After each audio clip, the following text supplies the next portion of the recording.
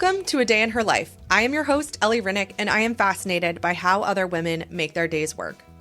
On today's episode of A Day in Her Life, Laura Huebner, founder and owner of Dotted Design in Milwaukee and mom of two, is joining me to discuss her days. I absolutely love chatting with Laura about how she tries to snag some time for herself in the morning for stretching, how she structures her days based on what client work she has, and how she tries to spend uninterrupted, focused time with her kids each day. Laura was so honest about how her children's schedules have impacted her working hours and how it's the small pockets of time that she carves for herself that bring joy. I also loved her perspective on making parent friends something as parents of young kids I can absolutely understand. Thank you so much to Laura for being a guest. This was such a fun conversation, and I hope you all love it too. You can learn more about Laura and follow along at Dotted Design Co. on Instagram and dotted-design.com. And as always, thank you for making a day in her life a part of a day in your life. I am so excited by all of the goodness we have coming up on the podcast later this year, and I am forever grateful for your listening to the podcast and sharing it with your friends. If you haven't yet, please review the podcast wherever you're listening. All you need to do is, right now, as you're listening to me, go back to the main screen of the podcast, scroll down, and click Add Review. Reviews help us to reach more listeners, and I would forever appreciate it. Also, we have a newsletter, and this past week we shared a Day in Her Life gift guide. It contained only items recommended by guests or created by our guests, and it was so fun to see all of the goodness our guests have created. The number one most recommended item on the pod has been an appointed planner, and Laura is also a huge fan. To subscribe to the newsletter, either go to our website, adayinherlife.com, or to Instagram at adayinherlifepod and click on the link. Since we don't have any sponsors on A Day in Her Life, again, if you're listening and want to sponsor us, hit me up. I'd like to share a charitable organization doing good. This week, Laura has asked to share Project Bubbaloo. Project Bubbaloo aims to support research, fundraising, and awareness about congenital heart disease. From providing developmental milestone kits to nursing education, the legacy of Theo lives on in the work the Project Bubbaloo continues to do to support kids and families with congenital heart disease. You can learn more at Project Bubbaloo, BUBALOO.org. And now, let's have some fun.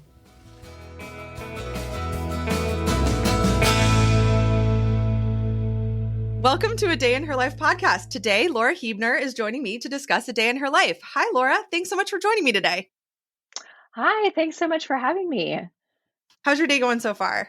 Oh, so far, so good. It started snowing today, which was an unwelcome sight in the fall, but it's supposed to be in the 50s this weekend. So I'm hoping it's just a fluke and it's not really winter.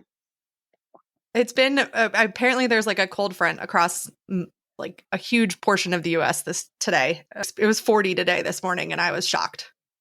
Yeah, so not a nice way to wake up. That's for sure. No. So let's jump right in. Setting the scene, can you fill us in on where you live, what you do, and what your household looks like?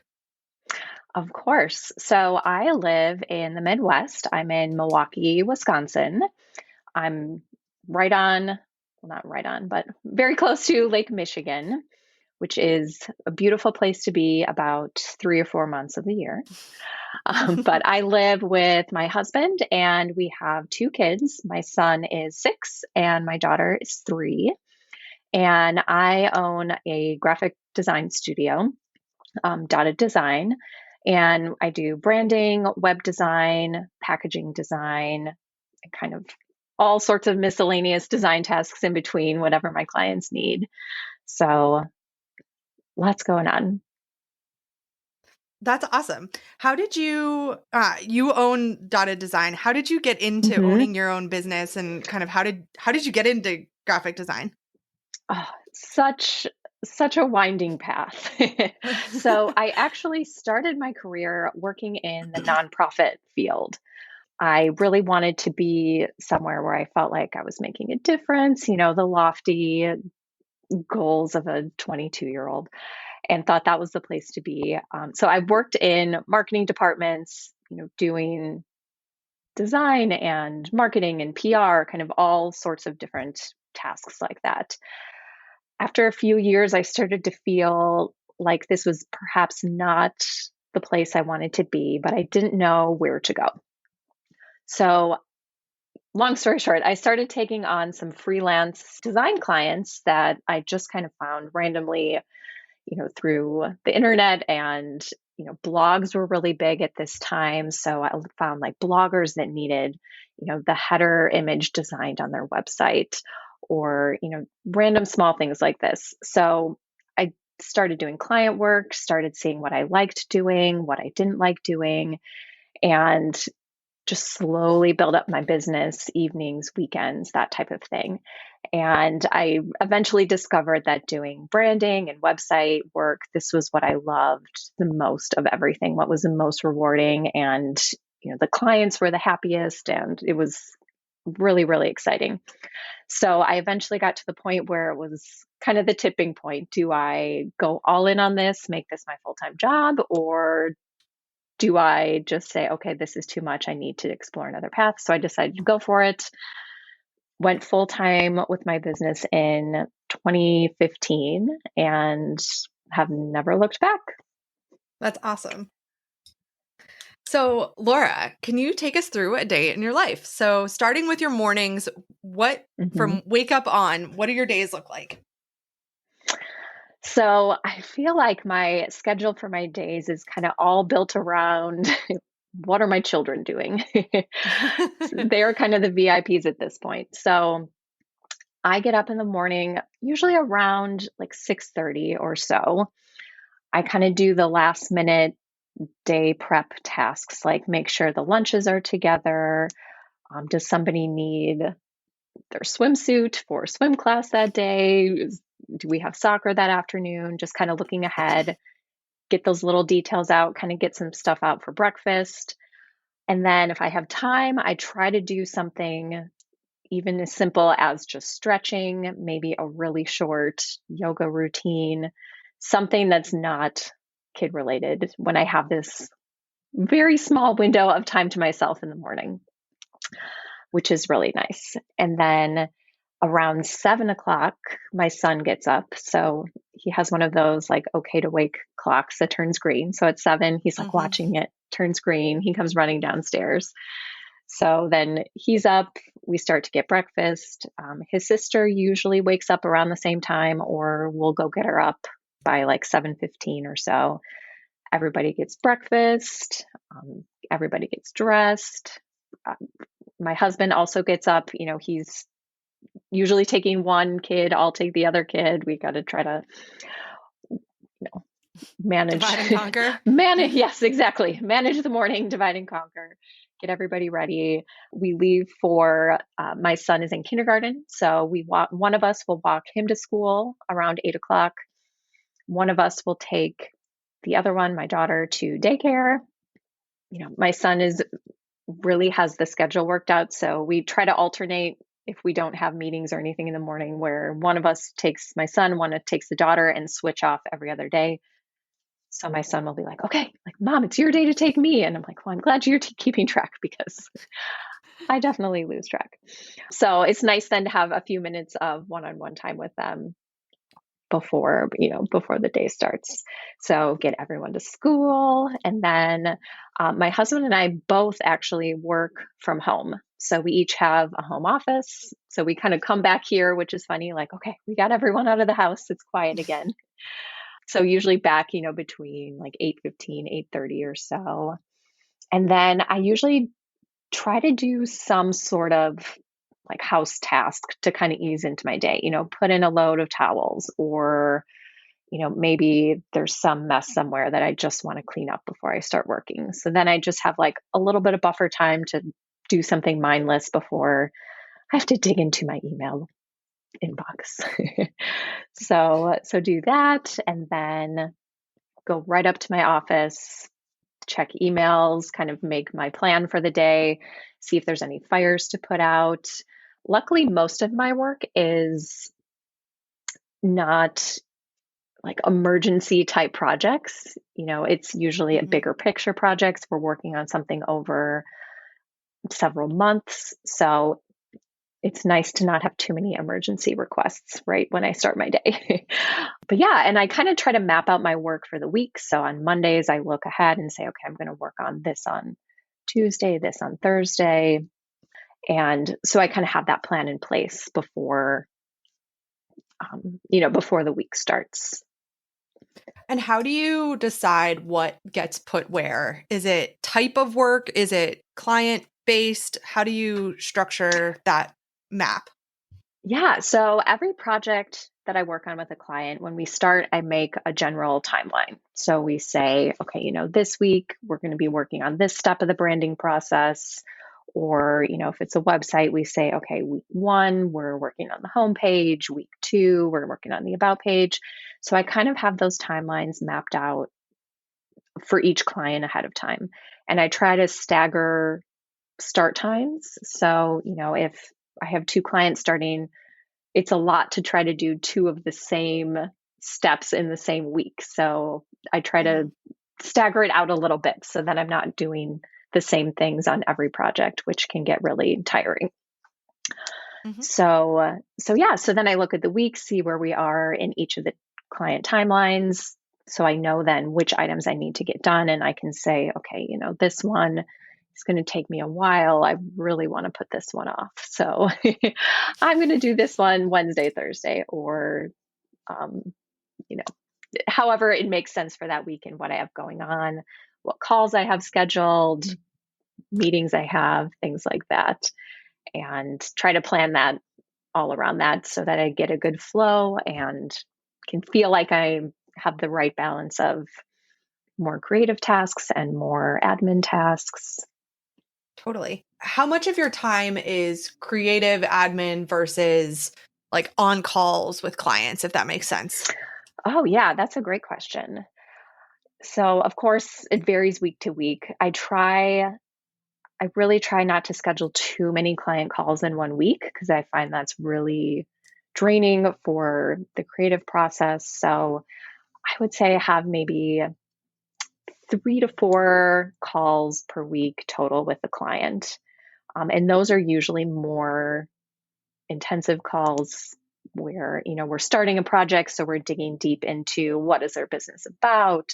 What are, Mhm. what are the values? What are the goals? All those types of things. So putting those on different days is really helpful versus having, an entire day where I'm digging into these, deep questions and getting totally Totally. worn out.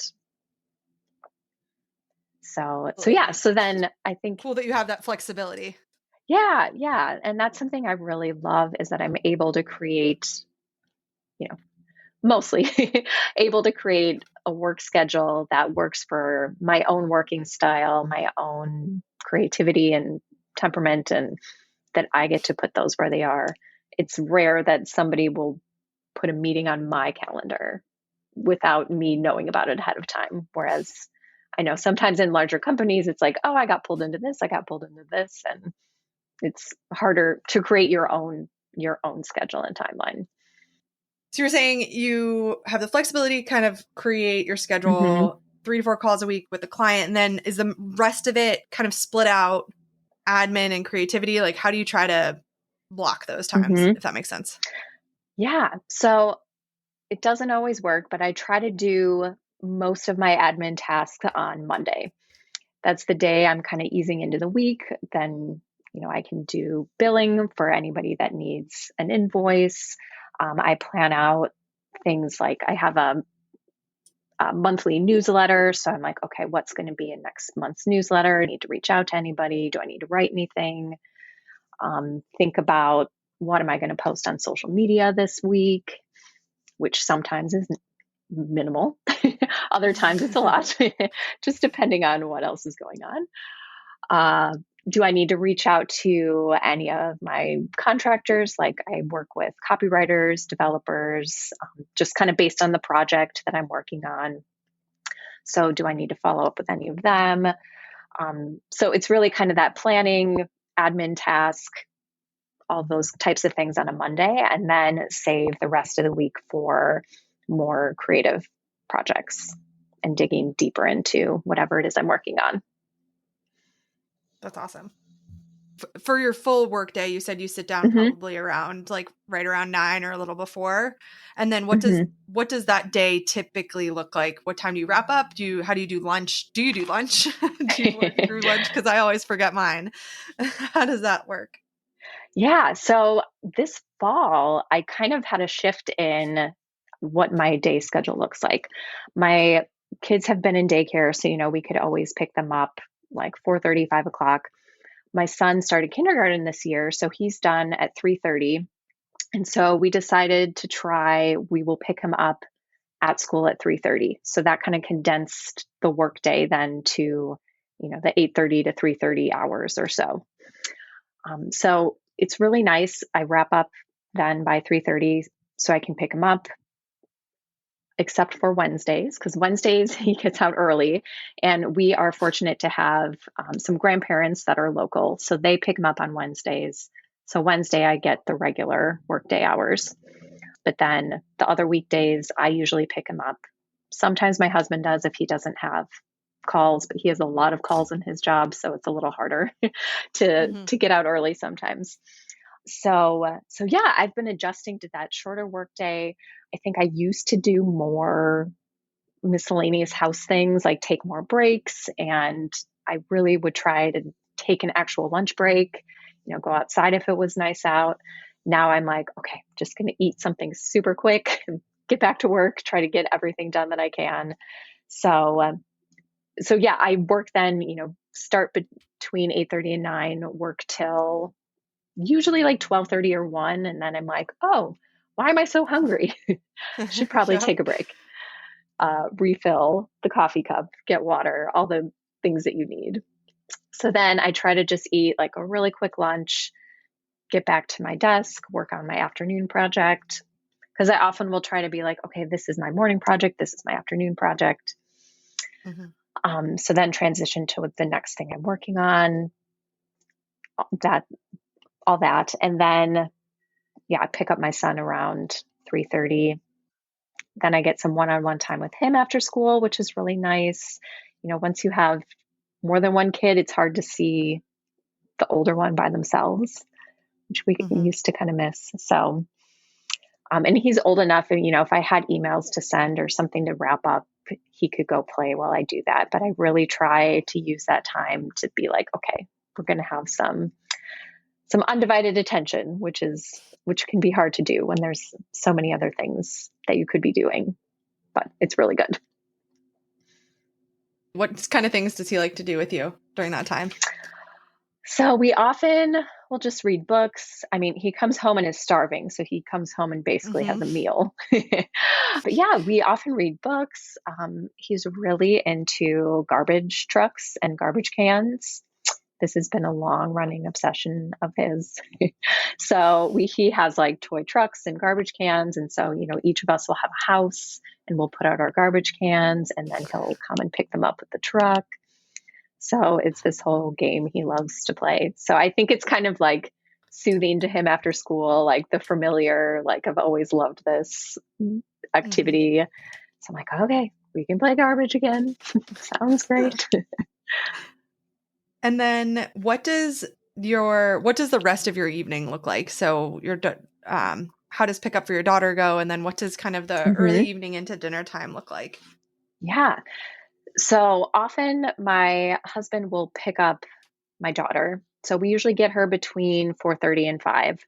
So he'll be done. He'll take my son with him. So then I've got, a half hour or so at home where I will often go up and finish up another work item, send an email, or, just look to the next day and kind of get situated. I'm a very much a planner and routine person. So I love being like, okay, I know what's coming up tomorrow and look ahead or, finish up something I didn't quite get through earlier in the day. So get that little bonus extra time of something I can do when the house is empty. So then they'll get back between 5:15 or so. We, you know, say hi to everyone, talk about our days a little bit. And then around 5:30 or so, I will start making dinner. And then that's the one time of day my kids get TV time. So about 5:30 to 6, they'll watch something, they're kind of tired from the day. They're, tired of talking. So it's a chance for them to just kind of veg out, relax while I make dinner, keeps them occupied while I make dinner. We're all about, very simple, easy dinners, not trying to cook a pot roast on a Tuesday night. So something I know they'll like, something that's easy I can do in a half hour. And then around 6 or so is when we all will eat dinner. We all try to share about our days. What was our favorite part? Were there any, low points?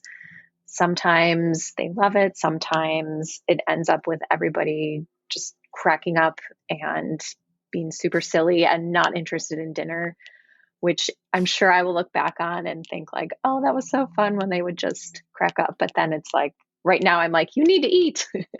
It's dinner Yep. time. So yeah, but it's overall pretty fun. So we have dinner, and then the rest of the evening, we really try to give undivided attention to the kids. We've got an hour or so then before bedtime. So either all play a game together.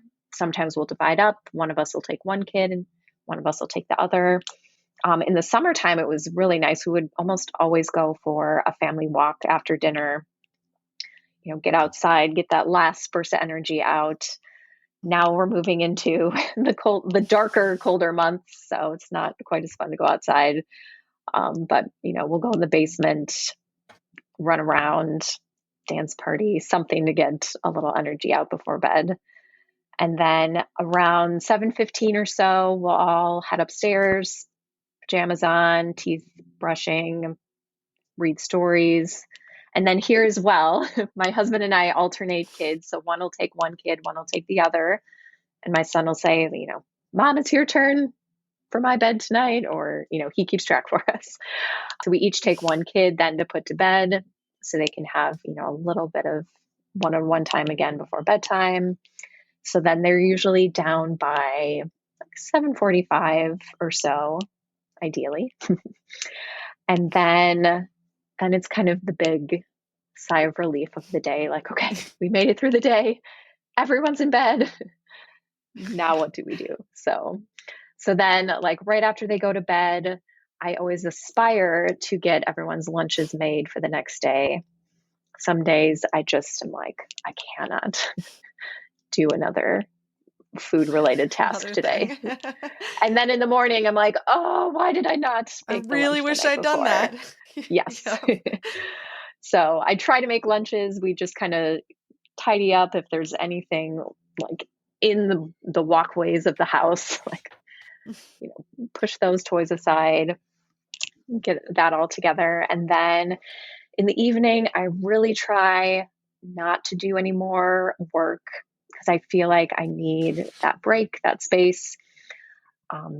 Sometimes if it's a crazy week, there is something, you got to hop on and finish up, but I try not to do work in the evenings. My husband and I will just like watch TV together or read together, or, sometimes we'll have plans after bedtime with friends or whatever, but try to use that as something that I can do, whatever I would like to do in that evening. Definitely. What are some easy dinners, or where do you go for dinner inspiration right now? So one of my favorite websites it's yummytoddlerfood.com. Oh, I've heard of that. Yeah. So the website, she started out doing like toddler stuff, but I think it's kind of now all ages. But she has some really simple meals that you can kind of adapt and make, add something that the adults would like to, that are really easy. We do a lot of pasta, pasta with just like veggies and chicken or shrimp or something like that. Mm-hmm. One night a week, we always do pizza. It's nothing like that exciting, but something that everyone will eat. That's the goal. That's the magic that exactly. we're all trying to figure out. Right. And of course, if they love something one week and then you make it the next week and it's now they hate it. Not a favorite. Yeah. Right. Absolutely. It's funny. At my daughter's daycare, they make them do a no thank you bite. So if they serve a Mm. food, because they bring their lunch, but then they have snacks and they serve breakfast. Okay. So if they have something that you don't want to eat, I mean, they're not going to force them, but they ask that you take a no thank you bite. So you just take one bite. If you don't like it, you have to eat anymore. So now at home, we don't do that. If you don't want to eat something, that's totally fine. But now my daughter will like have something on her plate and she'll like take a tiny bite and say, I took a no thank you bite. I hate it. And I'm like, okay, that's That's great. so funny because then in our house, my son, he's a very much a rule follower, and his first response would be, "We don't say hate," because I said that to Oh him yeah. once, and every time I say hate now, it's like, "We don't say hate, mom," and that's been going on for like years. I think I say like I hate traffic or something. We don't say hate. Oh yeah. And you're like, it's Oh, funny, kids like are so funny the what they things you take kind of, back. yeah, you say something just kind of off the cuff one time, and that's what they really latch onto. And Yep, then you're reminded forever. it's We don't say that. yep. It's hilarious. What do you do for yourself during the day, Laura? Oh, such a good question.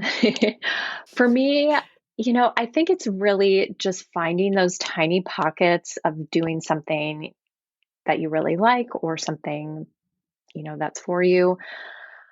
So like for me, I always it sounds silly, but like I always get dressed in the morning. Like I put on something that's not pajamas, like put on like some sort of makeup, not like full beautiful going out makeup by any means, but just something that feels like it's not that I just rolled out of bed. When I had Mhm. newborns and little babies, it was, there's no break in the day and the night. You're just kind of in, your comfy clothes all day. And I really eventually got to a point where I was like, I need to feel like a regular person again. So, when they were older, but I started just getting dressed, putting on a little bit of makeup, putting on some sort of jewelry because I've always loved, jewelry and all Mhm. those like accessories and things. And that really, I think, reminds me that, okay, I'm still my own person and I get to, Mhm. you know, make myself feel like myself each day. And it's not just about other people. So, like, little things like that are what help me like get through the day and, you know, remind myself like, okay, you can take those 10 minutes and do that for yourself. So yeah, just finding those little pockets and little things that you can do. And I think so often we think like, okay, you have to do like self care and do these things, and you have to go to like a 2 hour yoga class, or you have to go to like a pottery retreat for 4 days. And that's just not feasible in this phase of life. And I think it's easy then to feel like, oh, I'm not doing anything for myself because I'm supposed to be going to this yoga retreat to take like me time. It's like, no, if you were like, okay, like in the morning when I get up and I just like do some stretching for 10 minutes, that feels like, okay, this is a moment that I get to do for myself, not responsible for anything else right now. So just finding those little pockets really gets me through the day. I think you also mentioned trying to get out for walks and reading when we were talking Hmm. earlier. What are ways that you prioritize or like try to find time for that during your day? Yeah. So I always read before bed. Sometimes it's 45 minutes, sometimes it's 5 minutes, and I'm falling asleep with the book on my face. But that's kind of my like evening ritual, like go up, get ready for bed, and whatever book I'm reading, read that before bed. So that's kind of my reading pocket. And I've also recently been trying on weekends if my kids are playing something rather than thinking like, oh, okay, I need to vacuum upstairs or I need to do this and this. Like, okay, if they're occupied, I'm going to go and just like read for half an hour until, they need entertainment or redirection again. And then I like to that then they see me reading and doing something that I enjoy and think, okay, that's a normal thing people do. Like, I want to read as well. It's like my son is at the age where like he's almost ready to start reading. Like he knows some Mhm. words, like he knows all his letters.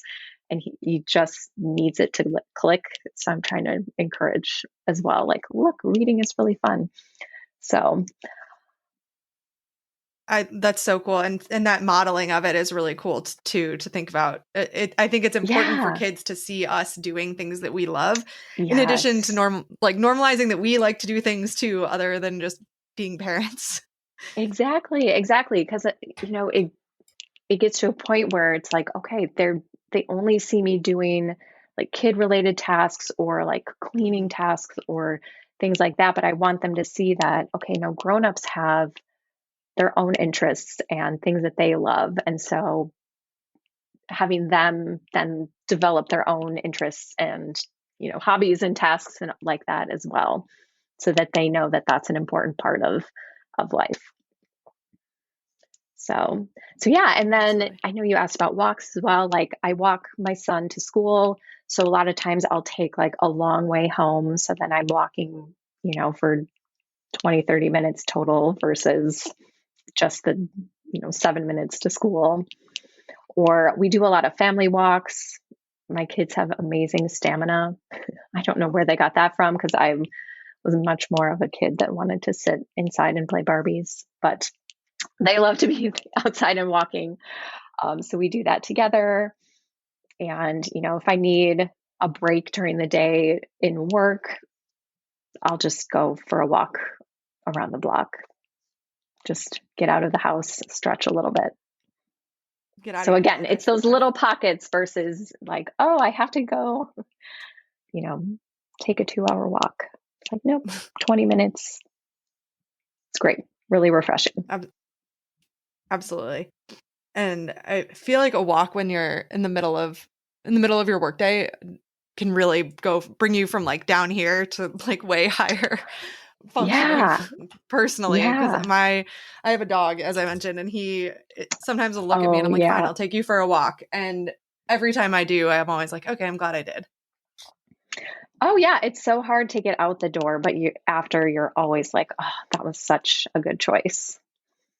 Yeah, I'm staring at my dog who's currently just napping right over there. He's He like, always I likes to nap while I'm doesn't even working, know. while I'm working out. Yeah. He'll get on the couch while I'm working on the out on the Peloton and just stare at me. And I'm like, dude, can you not? He's a character. So funny. So, Laura, how do you make time for relationships with your friends during the week or hmm during a given day? Yeah. So for me, it's all about planning ahead. I'm not going to have the spontaneous, hey, let's go out to dinner and then stay out for drinks on a Wednesday night anymore. Or I should say, currently.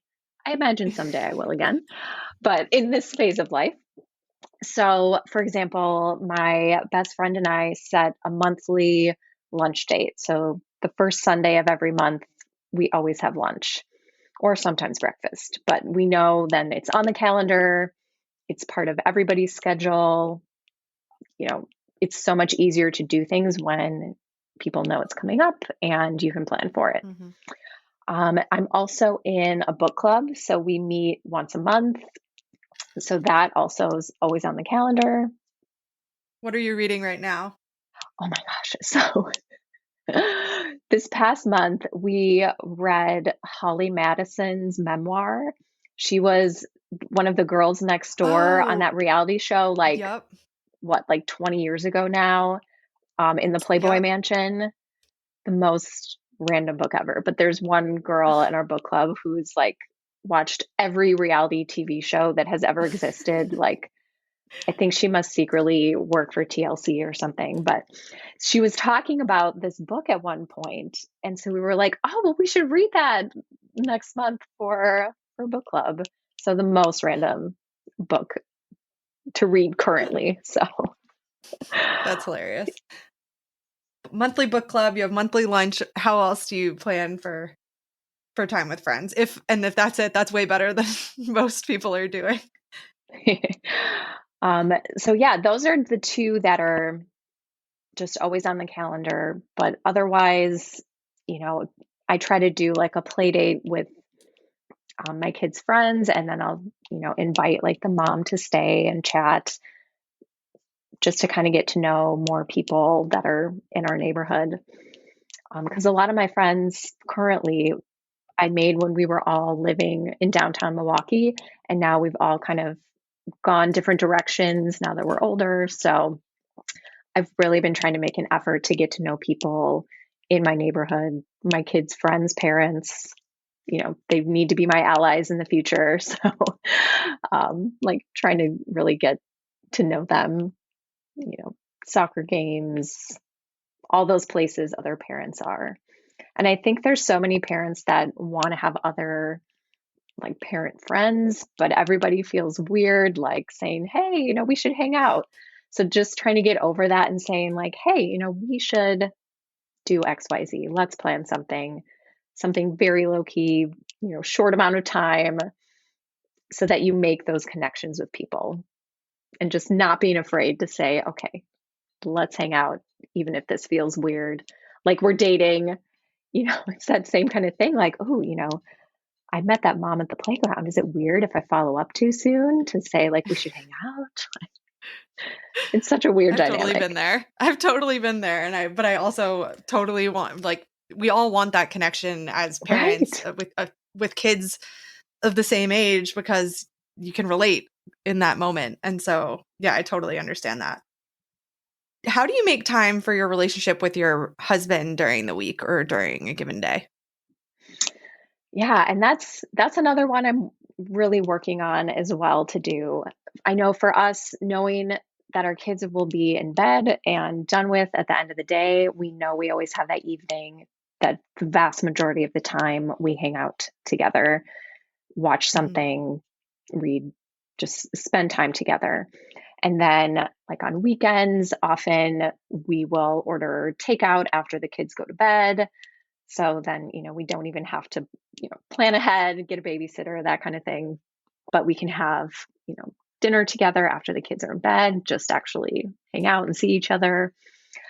And, for us, it's funny because we do both work from home. So we are around all day, but we have, his office is out over the garage. So sometimes we won't even hardly cross paths during the day, even though we're both here. So it's like Mhm. I feel like we're together so often, but during the day, we're working, we're not hanging out. Um, so yeah, just, trying to find ways to keep talking, spending time together in those small little pockets. It's all about the small pockets. Apparently, this is my theme. I love it. You mentioned planning ahead and making sure it's on the calendar. How do you stay organized both for your family and for your work? hmm What tools do you I'm a use? huge I'm a huge paper person. So I have like a paper planner. I have all of my work tasks written in there. When I have something, I put it on my to-do list. I write calls and appointments in there. That really helps me that I can just kind of glance over. It's on the desk there ready to go. Mhm. I do also use like Google Calendar to put appointments on, if I schedule a kid's doctor appointment or, flu shot appointment, whatever, that I have that digital so I can then always look on my phone and say, okay, what do we have going on that weekend? Um, so then, my husband and I could share that and say, okay, we have this on this Saturday or this birthday party or this thing. So that's kind of more for meetings, appointments, that type of thing. And we do have a paper calendar in our kitchen as well, because my son got super into like, what day is it? What's the date? Mhm. What's happening today? So to have that visual for him, he can look and say like, okay, there's something on this day. Like, what is it? And like, this is today. So it's been kind of fun to see him get into like planning and organizing a little bit. And he'll cross off the day prior, like, okay, I'm with that one. We're on this day. So multiple paper calendars and then like the digital for appointments and meetings and such. But my work stuff is honestly not super complicated because I kind of have those timelines worked out for my clients and all that. So I can go quick, put those in my planner, for the week and get my tasks organized that way.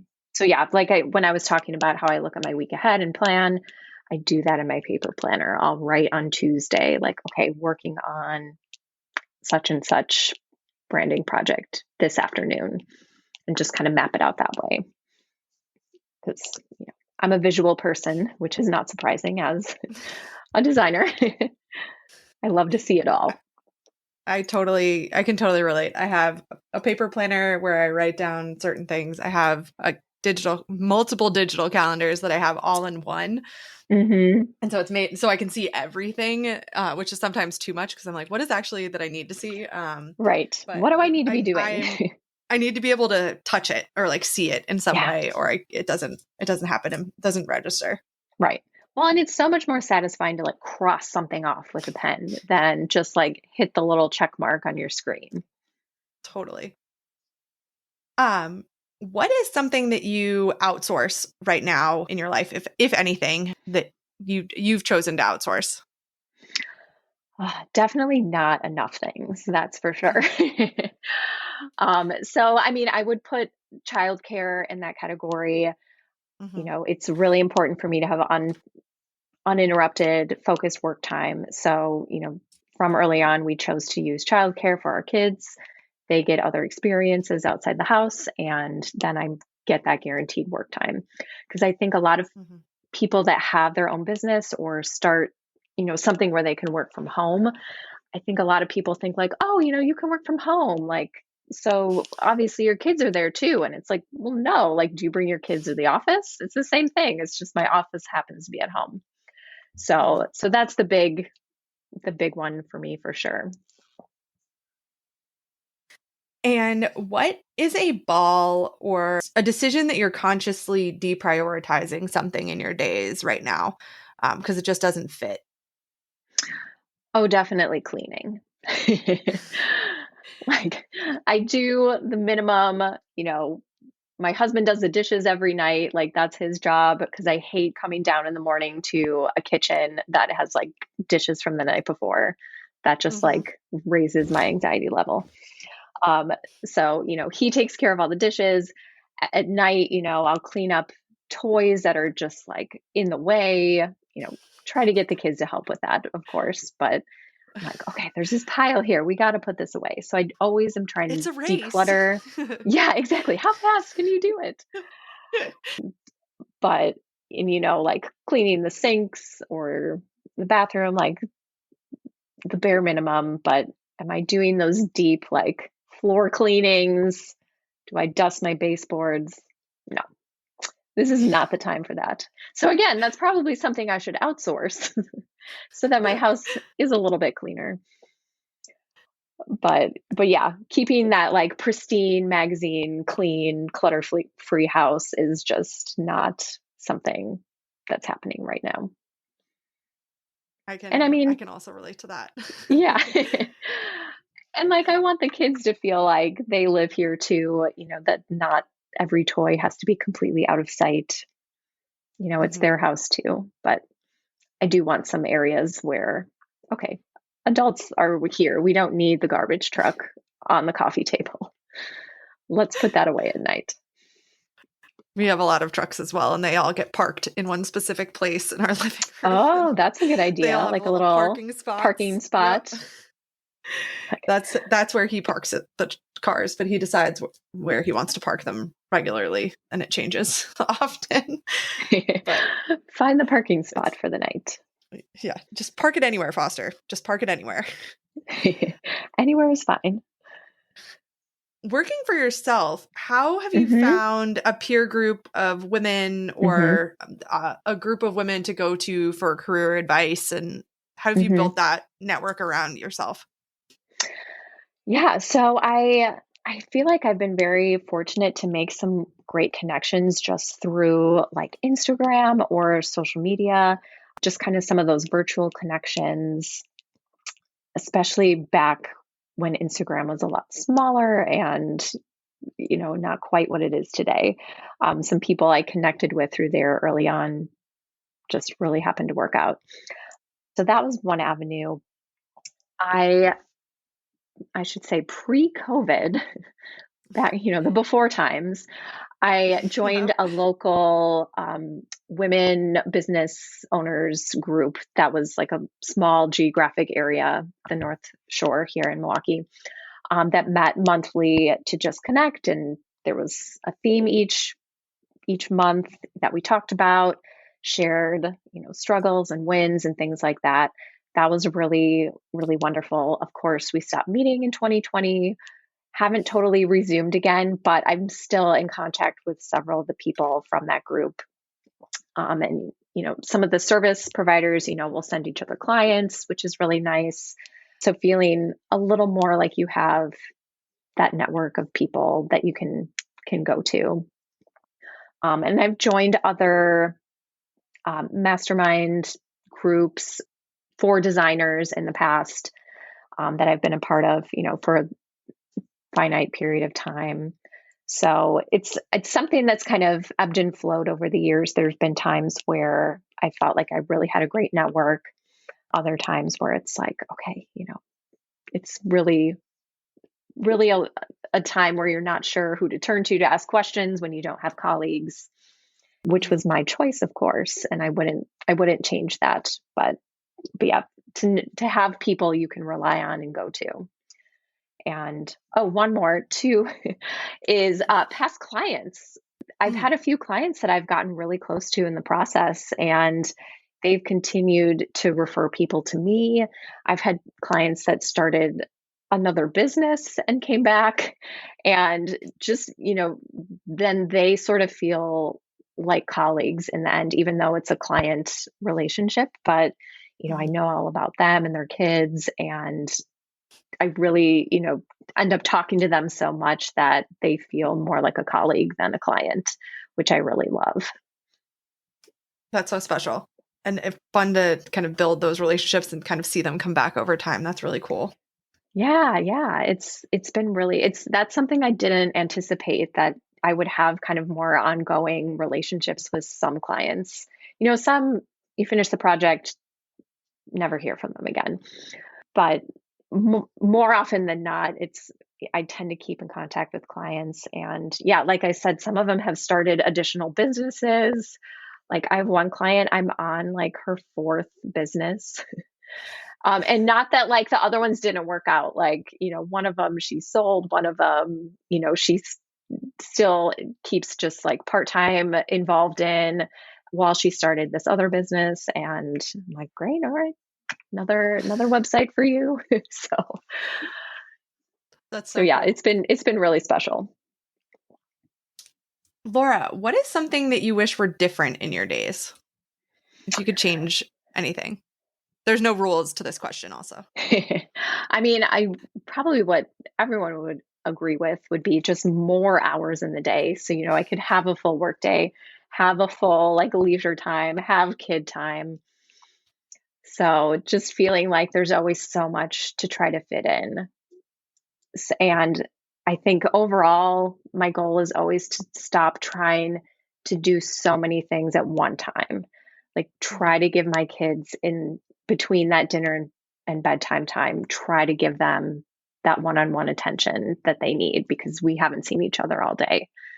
And, when I'm at work or doing work things, not thinking about what I need to be doing in the house. So, if I could find better ways to just work on what I'm supposed to be doing and not trying to turn off my brain on all the other things, I think that would really make my days better. I really like that. We as women are very good multitaskers. And I think so. I often think Yeah. about how I need to single task sometimes a little bit more. Right. Right. And there's times when multitasking is so valuable and trying to do lots of things at once. If I'm trying to, make a lunch while I'm making dinner because all the food's out and it makes sense, like, sure, that's great. Think that would like never occur to my husband to be like, oh, like I have the fruit out. Let me put it in the lunchbox for tomorrow. Like our brains, for better or for worse, are always thinking about a million things as women, I think. Absolutely. But yeah, For sure. taking time to enjoy what it is I'm doing and not feeling like I need to be doing so many other things.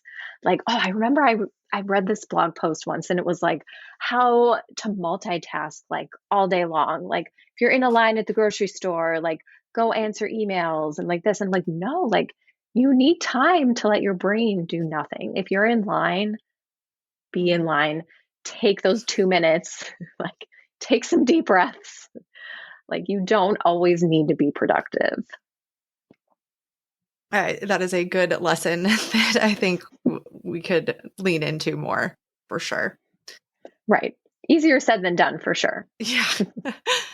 One thing I meant to ask when you mentioned your days shifting a little and your hours being a little bit tighter, has that impacted the number of clients that you've chosen to take on in a given time? Or is it more just taking out some of that additional flexibility that you had during your day? Yeah. Oh, that's a good question. At this point, it's not affected my workload too much. It's just kind of made me stay more on task during the day and maybe not getting so many of other things done Mm-hmm. because I have to, quit early. So, I think one thing I've always tried to do is like answer emails quickly and feel like, my clients are getting like this excellent service. If they ask me something, I get back to them. And I've really had to give myself more grace in like, okay, if I answer this tomorrow, that's okay. So I think it's kind of more all those other tasks that I really tried to, fit all in one day. They go to the next day. But yeah, I think overall the workload has been fairly similar. Maybe add a little more lead time to things where if it used to take me a week to do a task, maybe now it's like a week and a half just to get that little extra buffer room. Buffer. Laura, where can people learn more about you and follow you? So my website for my design studio is dotted, so DOTTED dash design.com. Or you can follow me on Instagram. It's at dotted design. And I share a lot of, client work and projects and, tips and things like that, but also try to share a little bit of behind the scenes and, the human aspect of what I do. And then what is your favorite part of a day in your life? I think the best moment of the day is kids are in bed, come down the stairs, and I can just sit down and say, like, okay, we all made it through another day. That's the best moment. That is a great feeling and an accomplishment. It's been done. Yes, for sure. Awesome. Well, Laura, thank you so much for being a guest on the podcast today. It has been such a treat to get to know you a bit and to chat today. So thank you so much for being a guest. Oh, thank you so much for having me. It's been so fun to share. Awesome.